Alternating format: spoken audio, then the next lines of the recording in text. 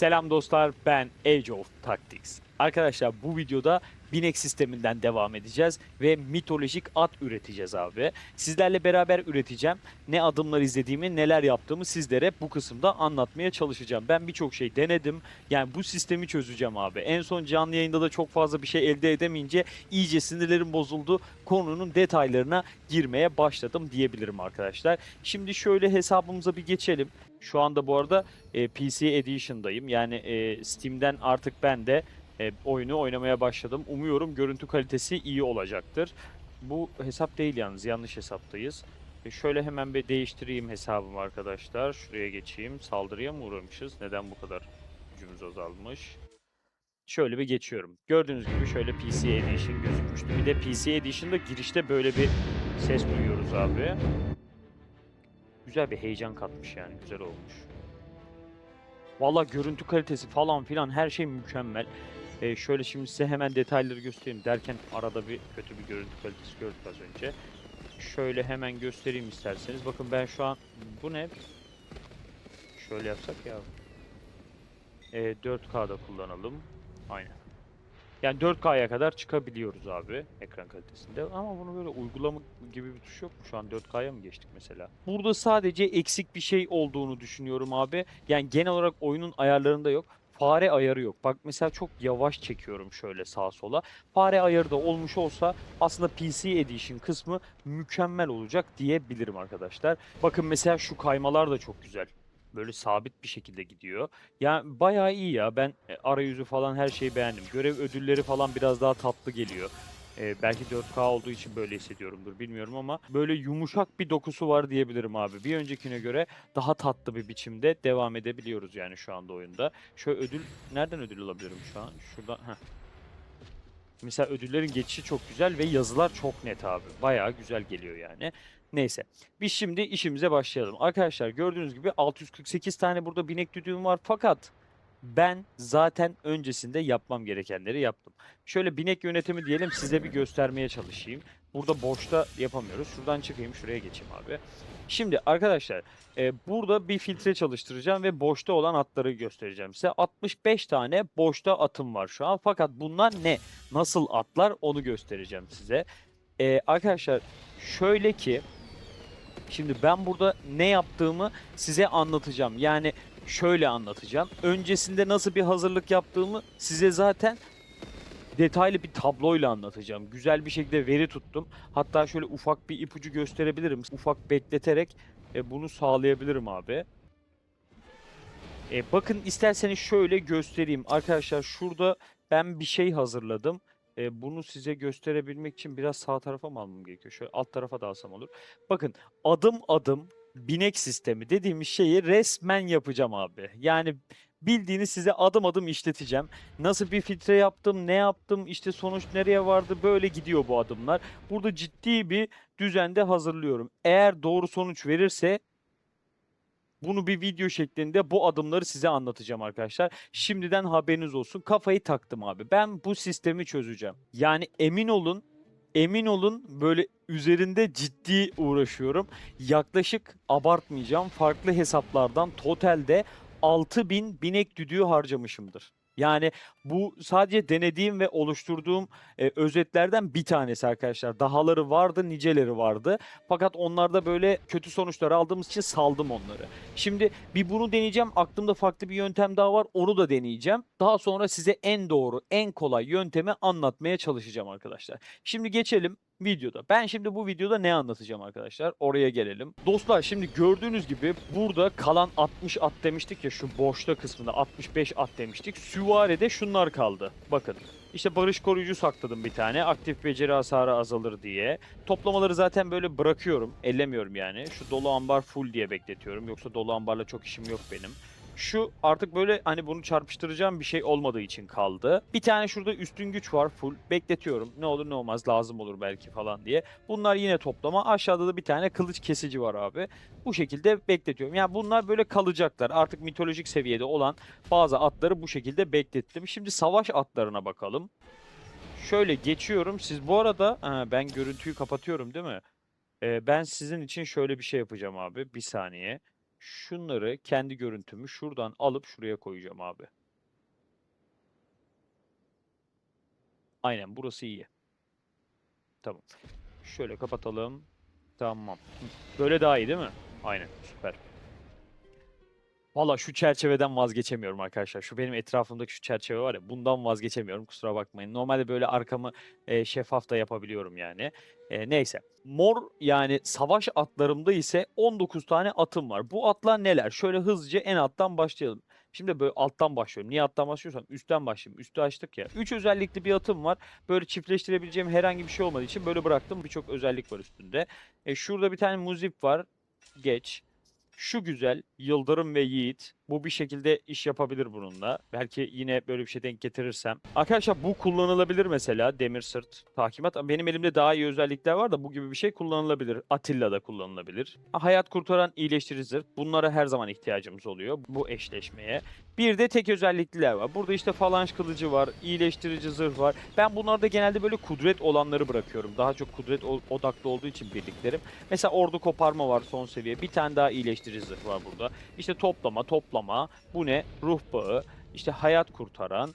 Bakın farkındaysanız ciddi bir çiftleştirme yaptığım çok belli abi. İnanılmaz çok binek yetiştirdim yani. Burada bir cesaret var son seviye. İşte bir daha barış koruyucu falan filan. Şunu bıraktım. Taktikçi. Birliğin aldığı strateji hasarı azalır. Belki böyle şey yapabilirim ya. Mızrak birliklerine hani Ramseslere karşı bir düzen yaparsam orada kullanabilirim diye bunu bıraktım. Bir de şu var, ezici güç. Seferberliklerde belki işe yarar diye bunu da bıraktım arkadaşlar. Gördüğünüz gibi bunlar bu şekilde. Şimdi sarı atlarım ise yani gök kanatlarım ise 37 tane gök kanat çıkarabildim. Şimdi ben burada kaç tane binekten bunlara ulaştığımı size önce söyleyeyim. Arkadaşlar 700, aynen 700 binekten bunlara ulaştım ben. 37 tane bu şekilde gök kanat bineğine ulaştım. Hatta bakın şöyle şeyler de var. Daha bunları aralarında çiftleştireceğim yani. Birazdan birlikte çiftleştireceğiz. Şimdi burayı yaptıktan sonra eğer tutarsa, eğer bu şey tutarsa bakın 648 tane daha var. Bir mitolojik daha çıkarırım. Zaten bu tutarsa ben o 700'de de yani şu 648 adet ile bir mitolojik daha çıkarırsam artık ben bunu net bir şekilde kabul etmiş olacağım. Yani mitolojik at üretmeyi bulmuş olacağım diyeceğim kendime. Sadece 700 adet biraz fazla. Ya onu da artık zamanla hallederiz diyelim. Şimdi ben size öncesinde hayvan araştırma merkezimi göstereyim. Burada ne şekildeyken yapıyorum ben bunu. Arkadaşlar bu kısım bende bu şekilde. Gördüğünüz gibi şu an 4600 var. İsterseniz birlikte kullanabiliriz bu arada. Şunu mesela fullleyelim şöyle. Şansımızı arttıralım. Şunlar benim için önemli. Bakın burada işte temel nitelik artışı. Bu nitelik artışını ben şöyle düşünüyorum arkadaşlar. Nitelik artarsa renk yükselir gibime geliyor. Ya doğru mu düşünüyorum? Eğer yanlış düşünüyorsam yorumlarda bana bunu bildirebilirsiniz arkadaşlar. Şimdi temel nitelik artışı dediğimiz şey nitelik şu. Yanlış mı biliyorum abi? Şuradan girdim bak şimdi. Bunlar nitelik. Şu ikisi nitelik yani. Hatta şuradan da görebilirsiniz onların ikisinin nitelik olduğunu. Bak mesela şu iki çiftleştireceğimiz atta gösterebilirim. Tam gelmişti ya. Şöyle yapayım. Mesela şu ve şu dedim. Bakın temel nitelikler diyor bunlar. Şimdi nitelik artışı o halde benim burayı yüksek tutuyor. Burayı yüksek tutarsan da ne olur abicim? Renk yukarı çıkar. Şimdi bunlar böyle mavide daha düşük, morda biraz daha orta seviye, sarıda orta üst diyelim. Mitolojikte ise mükemmel seviyede bir oran veriyor ya bunlar. Ya bunları arttırması lazım ki renk yükselsin diye düşünüyorum ben abi. Lütfen bununla ilgili bilgisi olan varsa böyle net bir şekilde bana bildirsin. İkinciye bakıyorum arkadaşlar. Burada ne diyor? Özellik kalıtı ihtimali. Şimdi şöyle göstereceğim ama elimde de binek yok ki abi. Nasıl göstereceğim? Şöyle yapalım mı? İki tane şöyle aratayım sizin için. Gösterebileceğim kadar. Çünkü düzenimi hiç bozmak istemiyorum valla. Geldim şimdi şuraya. Şuradan hemen boşta dedim. Özellik yok dedim. Tak iki tane çıktı. Şunları şöyle birlikte çiftleştiriyorum mesela. Kalıt demişti ya orada. Bakın şimdi size göstereceğim kalıtın ne olduğunu. Şimdi gördüğünüz gibi şurada 3 çeşit kalıt türü var abi. Bu kalıt dediği şey üretilen yavru önceki nesil bineklerden birinin özelliklerini alır diyor, tamam mı? Yani öncekinden özellik alma demek bu. Mutasyon yeni bir rastgele özellik şekli de var yani bu. Soy gelişimi ise üretilen yavrunun kalitesi önceki nesilden yüksek olur. Şimdi soy gelişimi kaliteyle ilgili. Kalite ne? Bakın burada yazıyor. Gördünüz mü? Şimdi kaliteyi arttırmak için ne yapmalıyız arkadaşlar? Şurada bakın, şuraya tıklıyorum. Bakın ne diyor bu? Soy. Gördünüz mü? Soy gelişimi. Sizin bu soyu olabildiğince berrak tutmanız gerekiyor ki burada güzel bir soy gelişimi yaşayabilsin bineğimiz diye söylüyorum. O yüzden mesela böyle aynı binekleri çiftleştirmeye çalışıyoruz falan filan abi. Onların detaylarına gireceğiz. Şimdilik sadece böyle ön bilgilendirme vermeye çalışıyorum. Şimdi şu dediğim şeyi yapayım. Orada da böyle bir kalıt soy gelişimi ya da e, mutasyon görürsek göstereyim. Şimdi şöyle bir tıkladık. Şurada bir sonuç çıkıyor ya. Çıktı mesela. Bak, soy gelişimi yazıyor. Gördün mü arkadaşım? Cesaret geldi lan. Soy gelişimi yazdı. Neden soy gelişimi yaptı abicim şu anda bu? Çünkü mor oldu. Anladınız mı? Oradaki 3 kalıt tipi bunu ifade ediyor arkadaşlar. Geldik kaldığımız yerden devam edelim. Şimdi burada ne diyor? Bakın, özellik kalıtı ihtimali. Yani diyor ki özellikler kan yoluyla aktarılır. Ebeveynlerin özelliklerini miras alan yavruların yüksek özellik değerleri elde etme ihtimali daha yüksektir diyor abi. Miras aktarımı. Bir de bu var. Şimdi bu aslında bizim istemediğimiz bir şey o zaman. İnşa et ve yık. Mutasyon yoluyla kazanılan yeni özelliklerin yüksek değerlerde gelme ihtimali daha yüksektir. Aslında bu da bir yandan güzel. Olur da mutasyona uğrarsa bize yüksek oranda bir şey ver diyor. Şunu söylemiyor yani. Beni mutasyona sok gibi bir şey söylemiyor. Mutasyona uğrarsa sana iyi bir şey vereceğim diyor yani. Okey. O zaman biz üçünü de güçlendireceğiz abi. Yapacak bir şey yok şu anda. Şimdi önce şu nitelik artışından devam edelim. Şurayı bir tane yap diyor bana. Şöyle 5 yapacağım ama oluyor mu? 6'da yapabiliyor muyum? Şu nitelik artışına daha çok fokuslanasım var. Çünkü yapayım bari. 6'da yapayım. 7 uğurlu sayım ama 50 tane yok. Neyse.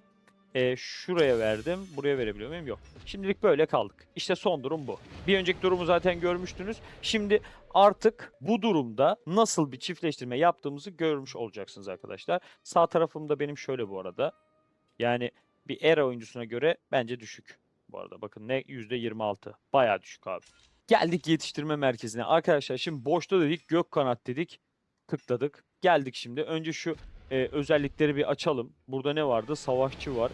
Ulusal. Şimdi mesela ben şununla şunu çiftleştiriyorum bu gibi durumlarda. Çünkü kudreti kaybetmek istemiyorum. Biz bu kutsal rüzgarı istiyoruz arkadaşlar. Ve bugünkü amacımız bu. Buradaki tüm sarı binekleri birlikte çiftleştireceğiz ve bir sonuca varmaya çalışacağız. Ben artık mitolojik binek istiyorum arkadaşlar. Artık istiyorum bunu yani.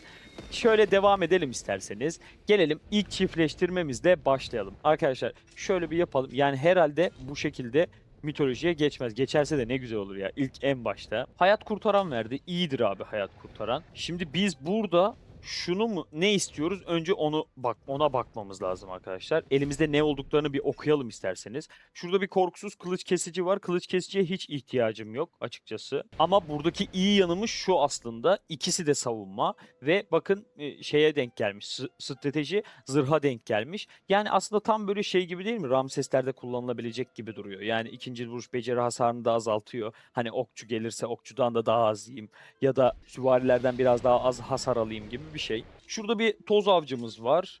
Burada bir cesaret var ama kudret yok. Kötü. Şurada bir savaş ustası var. Bunları böyle zaten hani maksat mitolojik seviye çıkarabilmek için getirmiş olduklarımızdan. Hayat kurtaran iş yapar abi. Şurada bir ordu koparma var. Bu net iş yapacak. Ya umuyorum böyle çift özelliğe geçireceğiz onu. Yine hayat kurtaran, iyileştirici zırh, yıldırım var fakat kudret ya da zırh yok. Burası bayağı kötüymüş nitelikleri.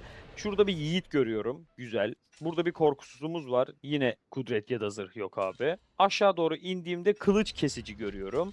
Dolu ambarlar var. Onu toplama diye bekletmeyeceğim. Onu da kullanacağım. Falanj var yine. Toz avcısı. Şurada bir kurnaz görüyorum. Hayat kurtaran, yiğit, falanj kılıcı. Tekrar işte bu güzelmiş. Ama buna da bakın mizaç tetikte gelmiş. Bu mizaç bunu bozacak büyük ihtimalle arkadaşlar. Burada da bir kurnaz görüyorum. Burada da yani tamamen böyle strateji odaklı bir şey. Binek fakat nitelik kudret gelmiş abi. Biraz aksi gelmiş aslında. Bakın bir cesaret daha var, yine strateji. Burada bir tane üstün güç görüyorum. Burada kalkan mı bu? Aynen. Sert var, sert var ve de bitmedi mi? İyiymiş ha. Burç var, toz avcısı.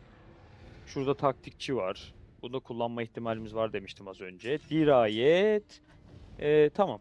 Şöyle neredeyse gördük. Buradaki kötü şey şu arkadaşlar. Şimdi mesela ben şununla başlamak istiyorum diyelim. Hayat kurtaranla başlayacağım. Peki bunu ne ile çiftleştireceğim? Şurada bir iyileştirici zırh mı vardı? Öyle hatırlıyorum. Bir tane mi var? O iyileştirici zırh bir tane varsa kötü. Oo. Hem de nitelikleri kötü. Bakın şöyle kudreti silme ihtimali var fakat uysal olduğu için de yani işimize yarayabilir. Uysal iyileştirici zırhı hayat kurtarana geçirebilir yani. Bunu sizce böyle mi yapmak daha riskli yoksa şu ikisini birbirine vurmak mı daha riskli? Burada şevkli olduğu için gerçi bu daha riskli bir durum olmuş oluyor. O yüzden onu yapmayacağım. Burada da bir şevkli var. Belki iki tane şevkliyi birbirine vururuz abi. Ya ben bunu böyle denemek istiyorum açıkçası. Yani bu seviyede de çok şu kudretten vazgeçesim yok ama yine de deneyeceğim abi. Hadi bismillah diyelim, başlayalım arkadaşlar. Kudretimiz kaldı. Güzel. Hayat kurtaran verdi. En azından kudreti kaybetmedik diyebilirim abi. Okey. Şimdi bu binek hangisiydi? Şu. Tekrar alıyorum bunu abi. Şu şevkliyle yapasım var aslında da. Bu muzip olarak mı geldi? Yapma be. Şevkliyle vuralım ya bunu. Şu şevkliyle vuracağım bunu. Hayat kurtaranı hayat kurtaranla vurmamın sebebi daha önce bunu iyileştirici zırhla falan çiftleştirdiğim için bunu da keza öyle. Sürekli korumacı mizaca sahip bineklerle çiftleştirdiğimi bildiğim için buradan böyle bir ikinci özellik çıkabileceğine inanıyorum. Bir de eğer mitolojiye geçerse, bakın ikinci özellik çıktı ama süratli çıktı. Eğer mitolojiye geçerse hayat kurtaranla beraber geçsin diye böyle yapmıştım. Burada bu arada strateji niteliğini kazandık ama yani istediğimiz olmadı. Şu an saçma sapan bir şey oldu. Neyse ki çift özellikli bir efsanevi atımız daha olmuş oldu. Bu da iyi yanı diyelim. İsterseniz önce şu elimde hiç kullanmayacaklarımı çiftleştireyim ben. Aynen. Onlardan iyi bir özellik çıkarsa o iyi özelliği de kullanmaya çalışırız. Şimdi mesela bende savaş ustası ile ilgili herhangi bir şey yok. Hangisini koydum? Yanlış koydum. Şu savaş ustasını koyacağım mesela. Bir de bu ne? Bu da savaş ustası. Yapamam bunu. İkisini koyarsam büyük ihtimalle sonuçta savaş ustası çıkacak. Şunu koyduğumda ne oluyor? Burada bir kudret savaşına giriyoruz. Ve bir yandan da aynı binekten bulabilir miyim acaba ya? Bakın mesela şununla savaş ustasını bırakacağım ama şunu bırakayım bir. Bu da var ama bu korkusuz, bunu kullanırım ya. Yok, bunu yapamam. Fırtınalı bulutları bir arada çiftleştirmek istiyordum ama şu ne? Heh, tamam. Aslında bulduk şu anda. Şöyle yapıyoruz abi. Şurada savaş ustasına çıkıyorum. Bu muydu? Aynen. Şöyle yapabilirim. Evet. Ya ben bu tarz çiftleştirmeyi ne zaman yapsam falanjla savaş ustası birleşiyor arkadaşlar. Şu an mizaçları da çok umursamıyorum. Çünkü bunlar böyle sevmediğim binekler. Yani amacımız bu arada mitolojik çıkarmak ha. Böyle özellikler çok önemli değil benim için şu anda. Yine mutasyon sonucu verdi. O çıkan binek nerede? Şunu alıyorum. Savaş ustası bir tane Berk Yaruk var abi. Bunu aldık. Cesaretmiş bu. Şurada bir tane şey vardı ama Berk Yaruk'ta yok mu? Yok. Yani şurada da var Berk Yaruk. Daha var mı? Var. Güzel. Şu mu? Bu da savaş ustası. Olmadı bu. İki tane savaş ustası olmaz abi. Ne çok savaş ustası var abi ya. Şu kurnazı alayım. Tetikte şevkli belki yeniler. Fakat biraz riskli bir durummuş bu. Şuradaki kudretimi hiçe sayıyorum. Bunu yapmayacağım abi. Aşağı iniyorum. Evet, şunu arıyordum ama şöyle bir şey yapabilir miyim ya? Bunu neden böyle bir şey yapayım ki? Şöyle yapabiliriz aslında. Bakın bunun şu. Böyle yapalım. Ya şevkli ve çıkmadı. Çok korktum. Üstün güç. Savaşçı ve üstün güç yaptı. İnanın var ya, gerçekten heyecanlıyım. Yani çok enteresan bir şekilde heyecanlıyım da. Şevkli beni hiçbir zaman üzmedi ama böyle bir şey yapmak istemiyorum. Kaya gibiyi kullanabilirim. Kaya gibi mesela strateji hasarı azaltı da bunu kimde kullanacağız abi? Onu kullanacak birini bulamam yani. Burç geç. Savunma bir tane daha vardı gibi. Kılıç kesici mi vardı? Yok, şu var. Şöyle bir şey yapsak ne olur? Korkusuz, muzip. Muzip biraz kötü bu noktada. Yani etkilemez diyor gerçi. İkisini birleştirirse, çiftleştirdiğim takdirde ben bunu nerede kullanacağımı bilmek istiyorum şu anda. Yok, bunu böyle yapmaktansa tahkimatla herhangi birini yapmak daha iyi olur. Elimde tahkimat var mı? Yok diye hatırlıyorum ben bu arada. Aynen yok. O öyle kalsın. Biz oraya bir şey yapmayalım abi. Ben şu şevkliyle, şu toz avcısıyla... Valla ben büyük başlayacağım sanırım. Şununla şunu yapacağım ya. Zaten istediğim şey bu benim. Ama burada kudreti de yani çöpe atabilirim. O da biraz riskli. Şununla da yapabilirim aslında. Direkt ordu koparmayla bunu yapmak istemiyorum. Aslında cesaretle yapmam gerekiyor. Yani bu cesaretle ben her türlü bir kudreti çarpıştıracağım gibime geliyor. Böyle bir yapalım. Ya birleştir ya da mitolojik diyeceğim. Yok, vermiyor abi. Kudretim gitti. Cesareti arttırdı. Şimdi bununla bunu da yapmam yok mu? Şöyle. Ne diyorsunuz? Çok şevkli ya. Şurası da baksana. Lütfen mitolojik ver ya. Cesaret oldu ama kudretim var artık.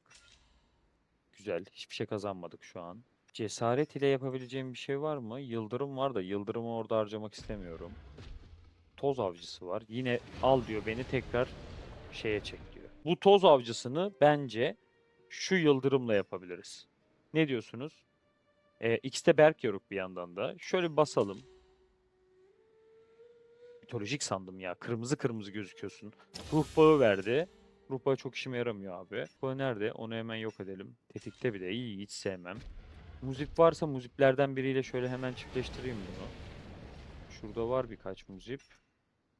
Şununla yapıp aslında kudrete çevirebilirim. Buradan da güzel bir savaşçı çıkarsa. Şöyle bir deneyelim abi. Kudrete çevirdik, ruh bağı kaldı. Neyse, savaşçı oldu. Bir sonrakine düzelir bu.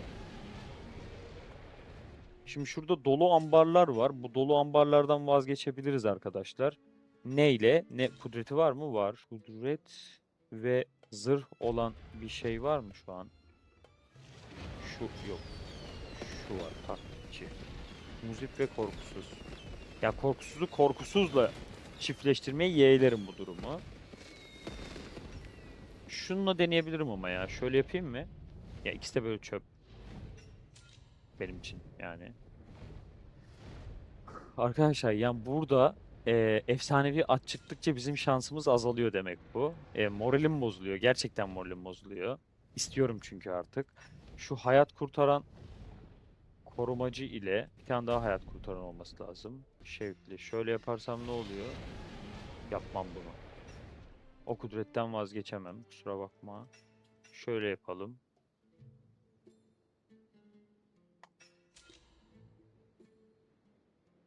Yine çıkmadı.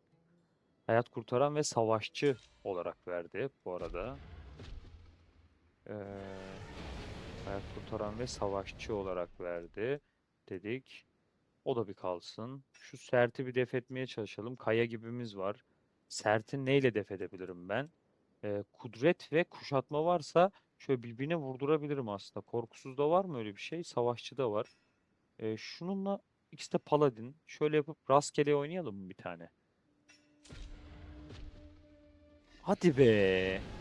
Kaya gibi verdi. Çok güzel bir şey verdi bu arada. Binek verdi. Kudret ve zırh oldu. Güzel, hoşuma gider. Korkusuzda bir arada kullanabileceklerimi kullanayım. Mesela bu hasar azaltma, şu da hasar azaltma. Şunların ikisini bir arada şöyle kullanabilir mi? Hem korkusuz hem berk yaruk. Sadece özellikler değişecek. Umuyorum buradan da kudret zırh gelir ve artık şu kutsal rüzgarı ver. Hadi. Aa, bu berk yaruku biriyle çiftleştirsem, bir tane daha berk yarukla çiftleştirsem olacak gibi ya. Kudret strateji diyor, kurnaz diyor, tetikte. Nerede o? Kudret strateji diyor, kurnaz diyor. Şu. Bununla bu arada kudret strateji verdi ya. O da kötü. Bir üstündeki iyiydi sanki he. Şu. O da tetikte ama.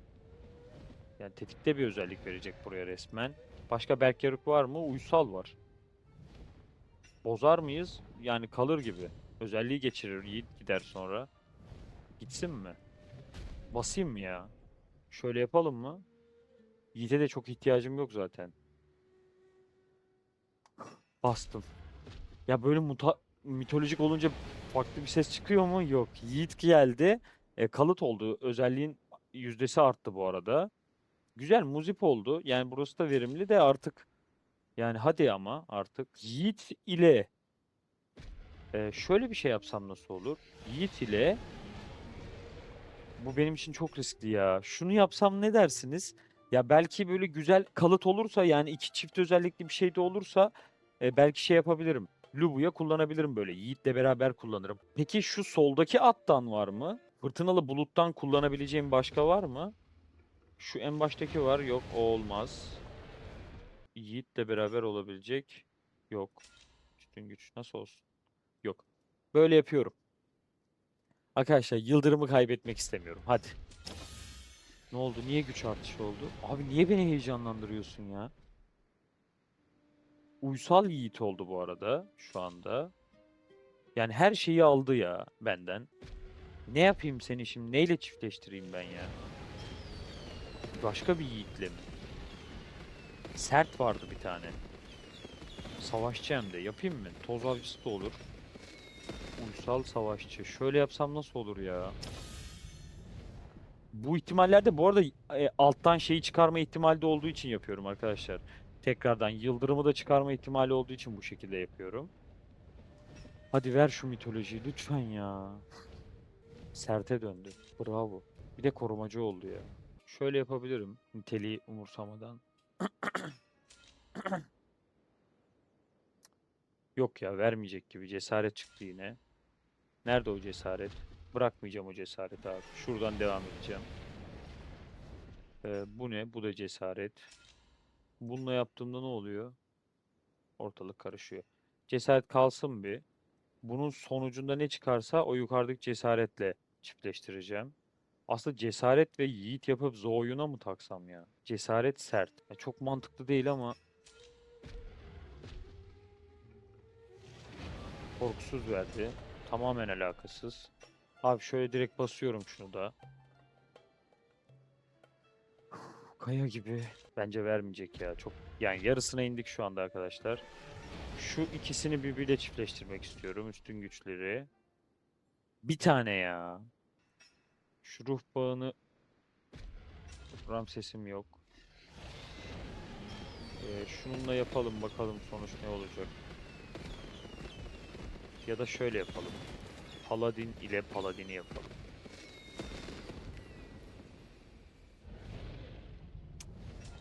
Kurnaz. Abi yapma bana bunu. Yani çok üzülürüm. Kurnaz olan hangisiydi? Şu. Dark var mı daha? Şöyle beraber yapabileceğim. Yiğit özellikle bu. Şu yok. Şu iki Dark'ı bir yapayım mı ya? Yapasım geldi yani.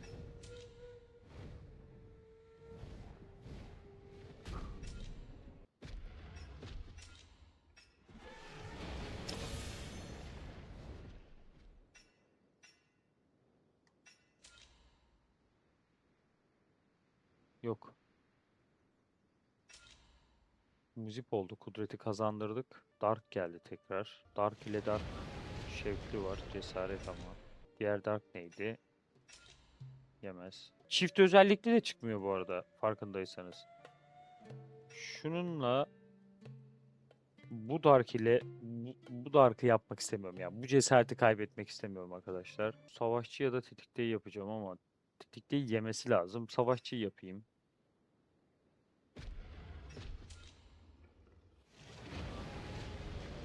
Of.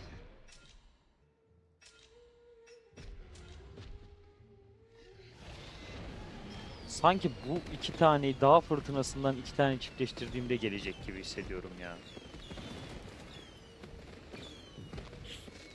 Şunu da çiftleştireyim mi ya? Sarı mı bekleyeceğim bunu?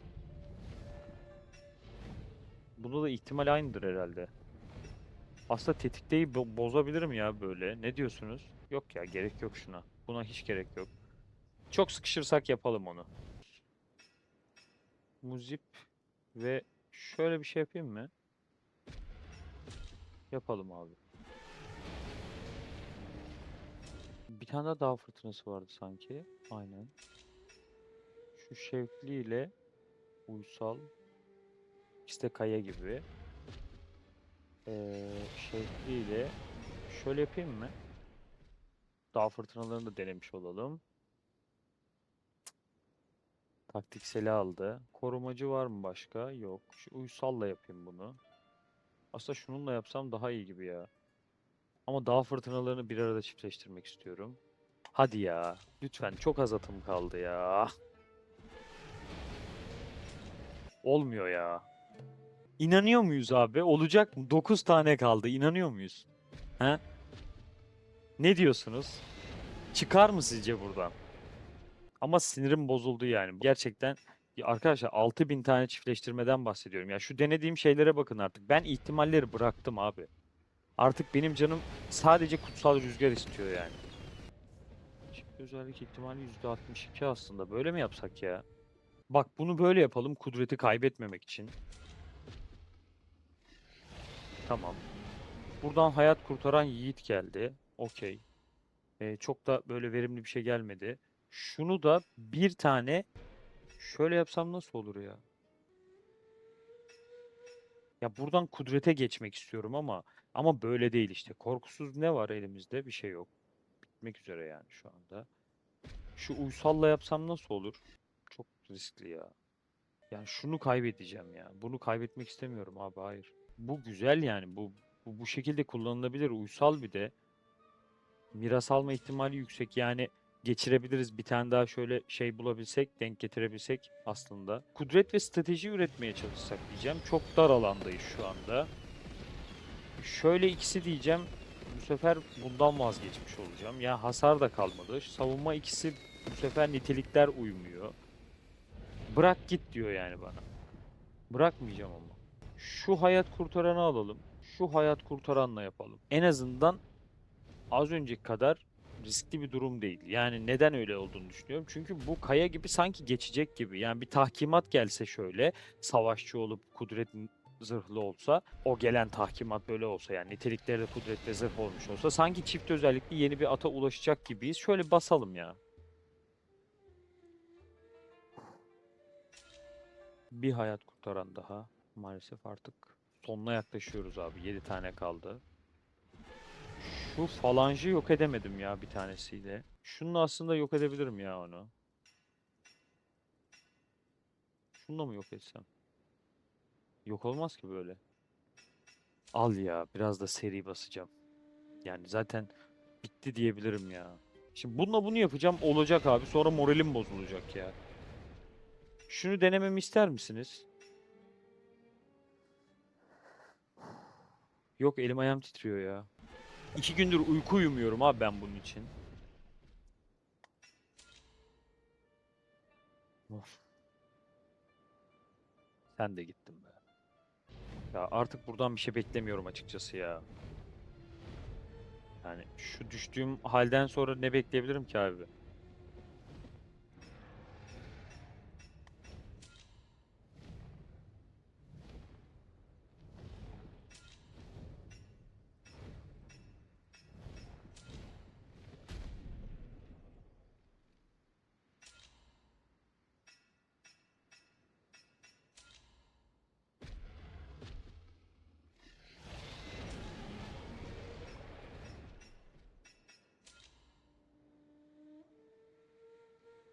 Bu kadar. Arkadaşlar çok gayret ettik ama ya bir sonuca varamadığınızda hiçbir önemi yok. 500 tane at çiftleştirdik yani. 500 tane vardı, 200 tane de kendinde vardı zaten. Totalde 700 tane binekten bahsettik. Ya bu yorucu ya böyle bu şekilde yorucu yani. Bu süreçte edindiğim binekleri göstermek istiyorum size arkadaşlar. Gördüğünüz gibi Zoyun'da şöyle kudret ve zırh niteliğinde ve yiğit hayat kurtaran özellikle bir bineğimiz mevcut. Binek şu şekilde arkadaşlar. E, Bende Alparslan var. Alparslan'a şöyle üstün güç çıkınca taktım abi. Bir de kılıç kesici denk geldi. Böyle tatlı oldu. Kullanıyorum. Lagertası olanlar için güzel bir öneri. Üstün güç hayat kurtaran. İş yapar abi. Bu şekilde iş yapabilir. Şurada bir Roland'ım var. Roland'da da güzel bir tane çıktı. Yenileme ve iyileştirici zırh. Mızrak birliğime dikkat edin abi. Size bir şey göstermeye çalışacağım.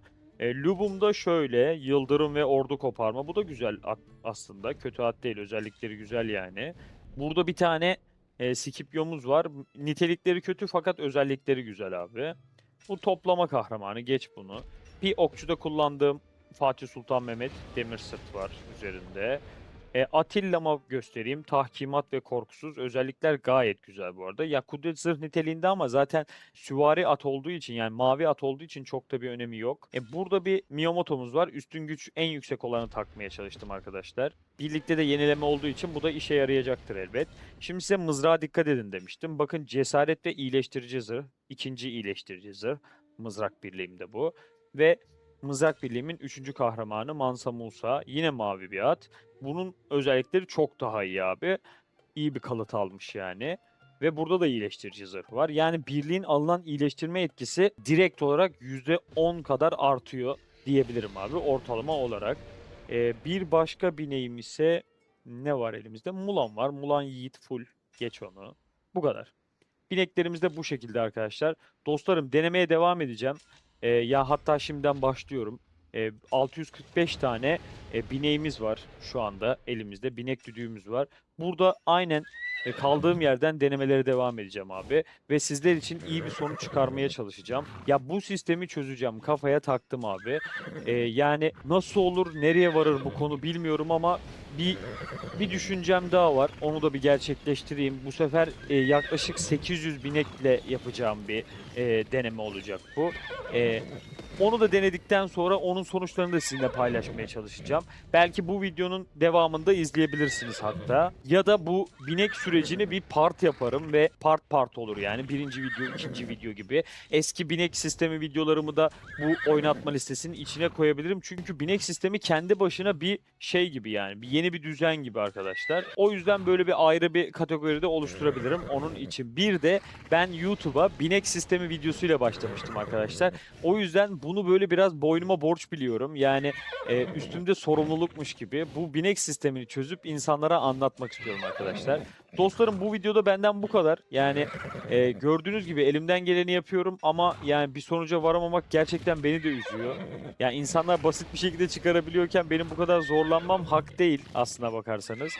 Artık çıkarması gereken bir hesap olduğunu düşünüyorum bunun da. Fakat çıkmıyor. Yani şansımız yaver gitmiyor. Daha şanslı olduğumuz bir günde umuyorum ki o mitolojik bineği çıkaracağız arkadaşlar. Yani mitolojik bineği çıkarmak değil, aslında mitolojik bineği nasıl elde edeceğimizi bilmek benim için daha önemli arkadaşlar. Umuyorum bunu elde edeceğiz. Dostlarım bu videoda anlatacaklarım bu kadardı. Zaten tüm binek düdüklerini de açtım bu esnada. Teşekkür ediyorum izlediğiniz için. Bu dakikaya kadar geldiyseniz ve amacıma yönelik hareketlerimi beğendiyseniz lütfen beğenmeyi unutmayın ve abone ol butonuna tıklayın.